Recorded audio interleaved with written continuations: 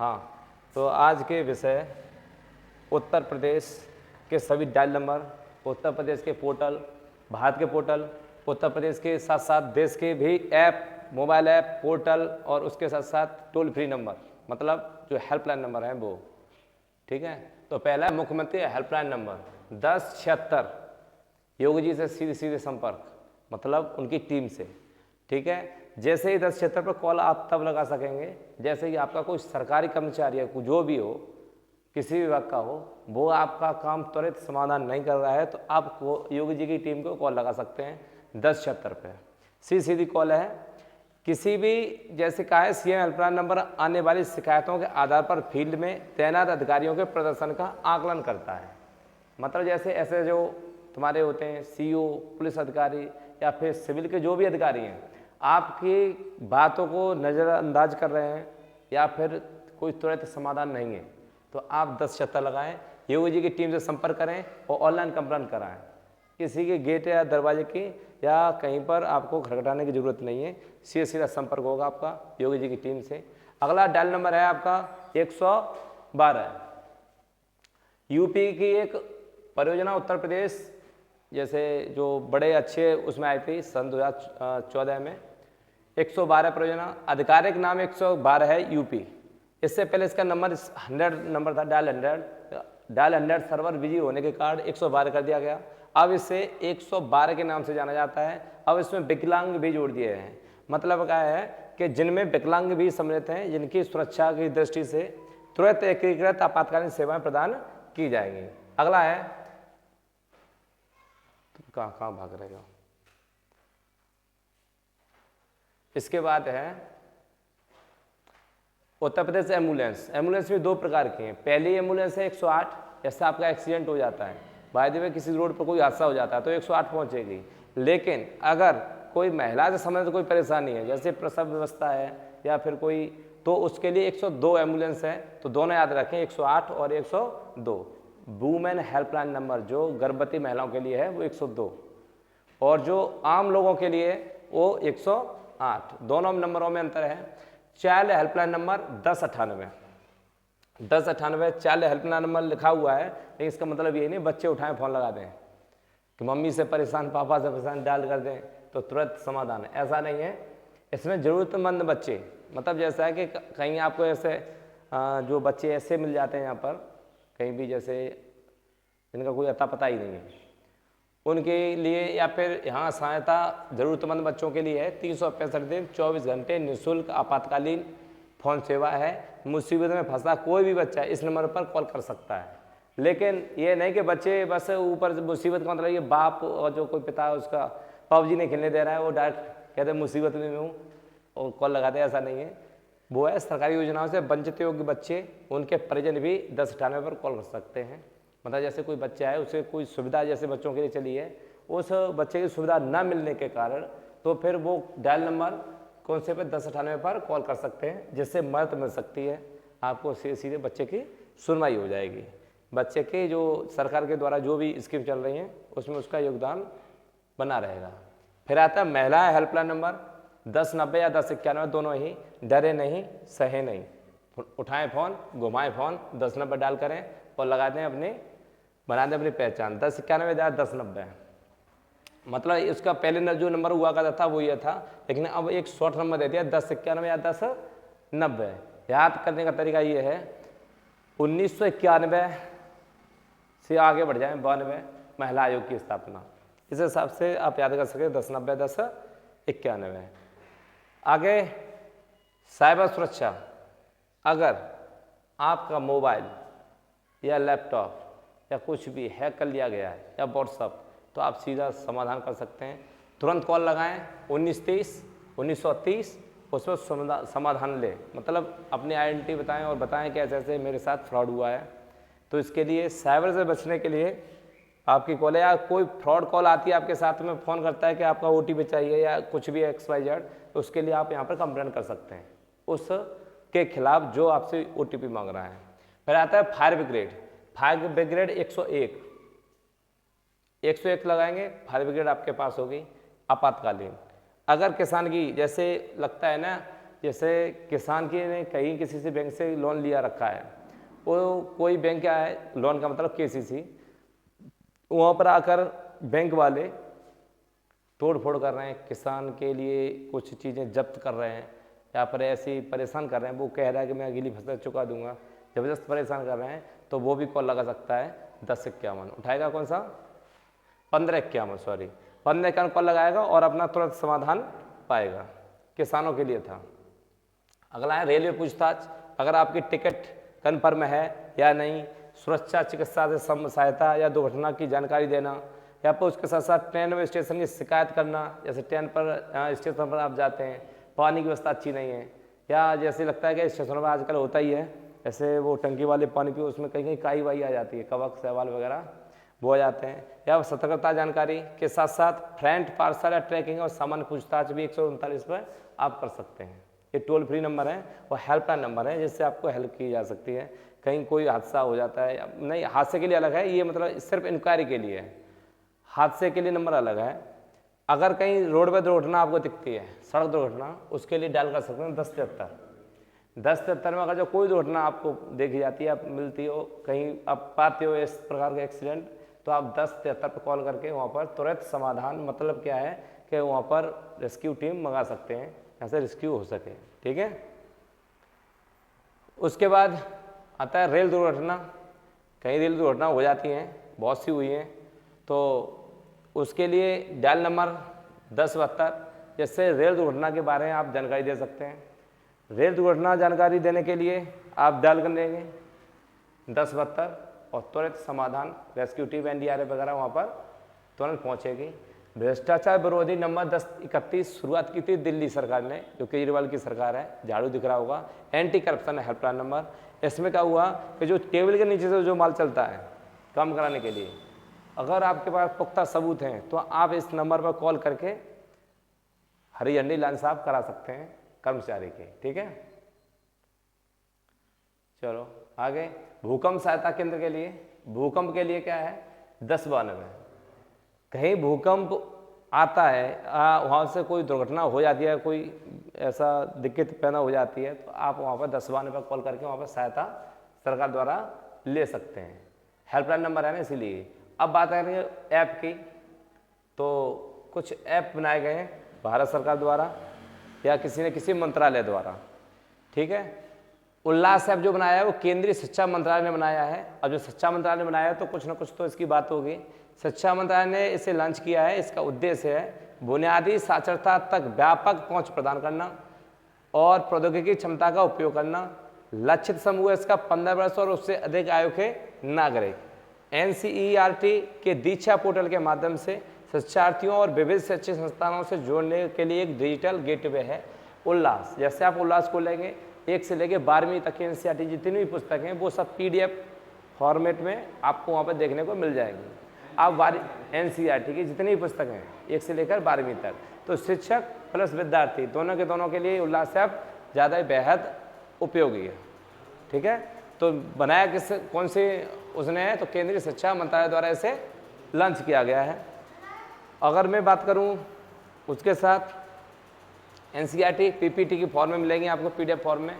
अगला ऐप है हमारा रिटेल डायरेक्ट ऐप। इसमें क्या है, रिजर्व बैंक ऑफ इंडिया के इसको बनाया है और ये RBI रिटेल डायरेक्ट ऐप हुआ लॉन्च। इससे स्मार्टफोन से ही निवेशक कर पाएंगे गवर्नमेंट सिक्योरिटीज की खरीद फरोख्त, और इस ऐप से रिटेल निवेशकों को गवर्नमेंट सिक्योरिटीज की खरीद और बिक्री पर करने की सुविधा मिलेगी।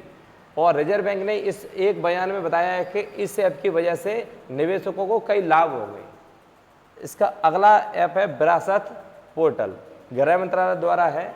विरासत पोर्टल का मतलब ये है कहीं भी आपकी ऐसी हेरिटेज पाई जाती है तो आप उस पर जानकारी दे सकते हैं। हमारे यहाँ पर भी एक हेरिटेज है, पुराना किला या किले की जैसी व्यवस्थाएं हैं, तो आप इसे हम हेरिटेज में लगाना चाहते हैं, हमारे क्षेत्र की कोई प्रसिद्ध चीज़ है, तो उसके लिए विरासत पोर्टल बनाया है, वो गृह मंत्रालय के द्वारा, गृह मंत्री अमित शाह के द्वारा बनाया गया है। अगला जो पोर्टल है, ऐप है, वो है लोकपथ मोबाइल ऐप। मध्य प्रदेश सरकार ने इसे बनाया है।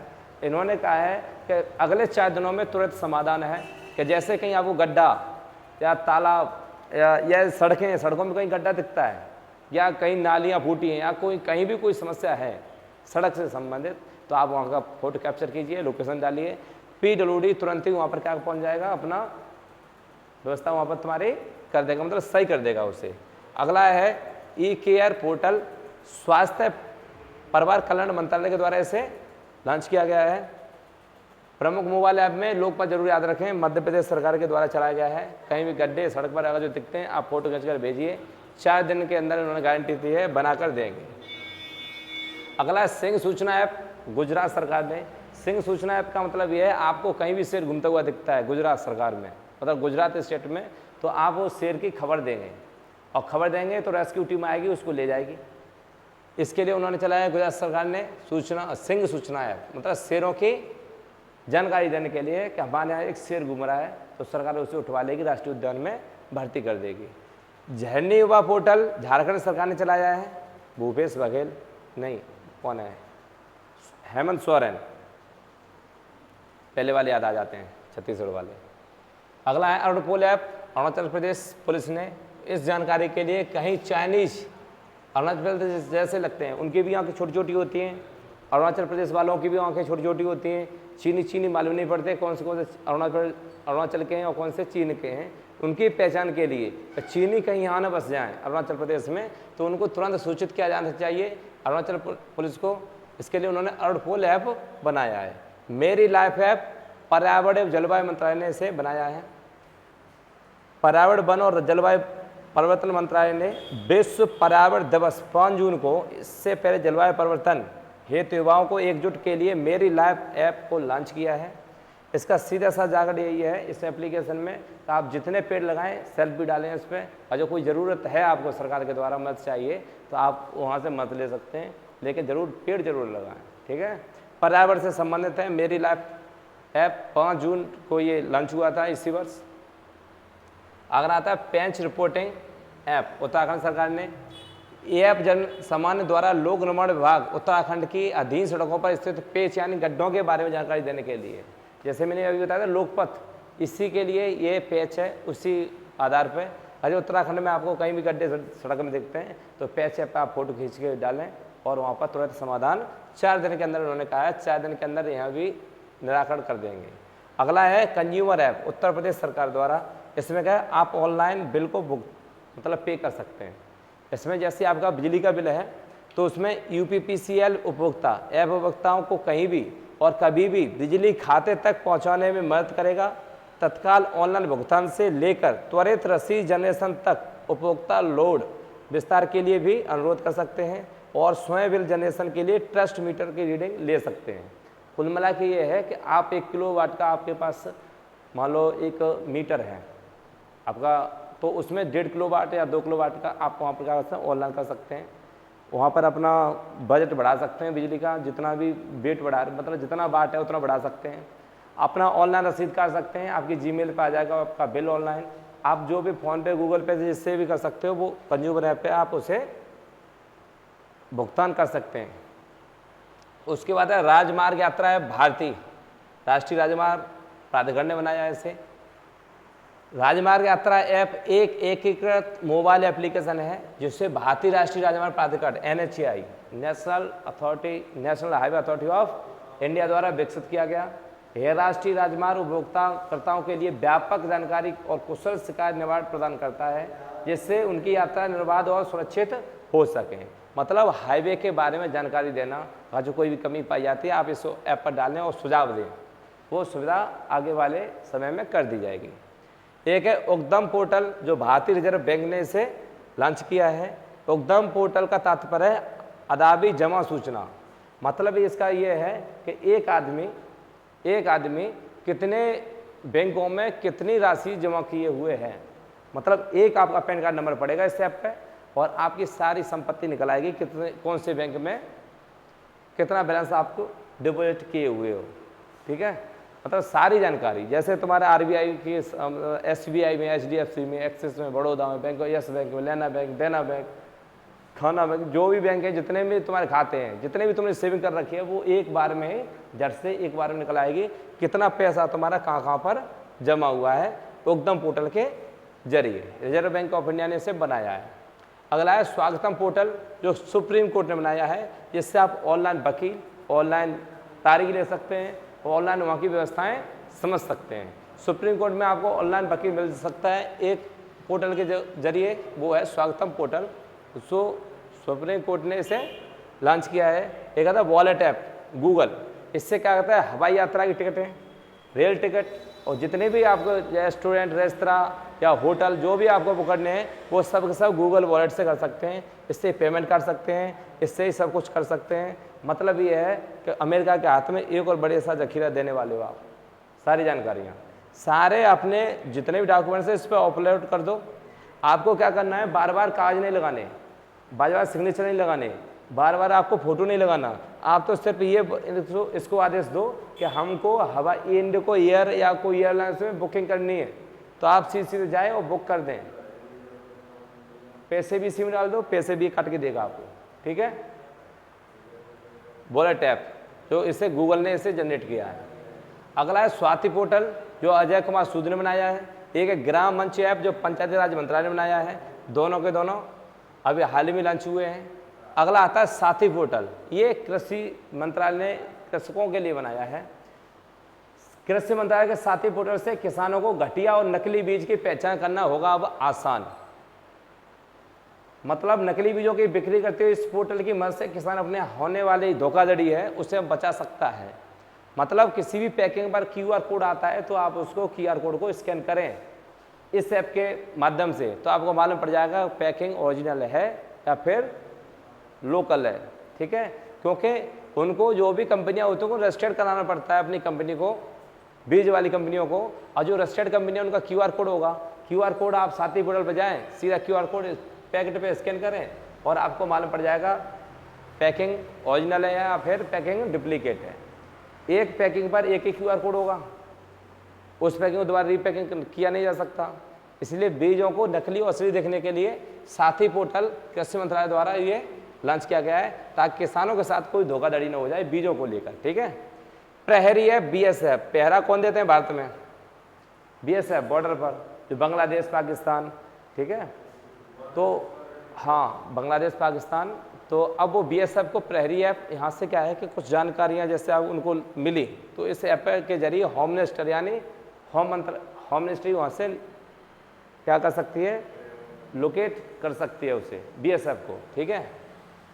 क्या कर रही है आज के वर्तमान में जलदूत ऐप, ग्रामीण विकास मंत्रालय, इसमें क्या है, ग्रामीण विकास मंत्रालय ने जलदूत ऐप विकसित किया है, जिसका उपयोग देश के किसी भी गांव के चयनित कुओं के जल स्तर पता लगाने के लिए किया जाएगा। केंद्रीय ग्रामीण विकास और पंचायत राज मंत्री श्री गिरिराज सिंह ने इसे एक समारोह में जलदूत ऐप लॉन्च किया है। मतलब जल मंत्री कौन है अभी?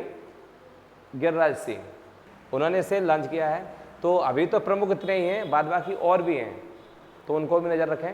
लेकिन ये जो वो वाले ऐप हैं जो अभी ट्रेंड में चल रहे हैं, इनको पूछा जा सकता है, तो इनको तो ज़्यादा ही ज़रूरत रखें। कुछ टोल फ्री नंबर बच गए हैं, कुछ ऐसे ही जैसे 1800 WO कर करके जो कृषि से संबंधित थे वो आपको PDF में मिल जाएंगे, ठीक है। और PDF जो है वो टेलीग्राम पर मिल जाएगी आपको।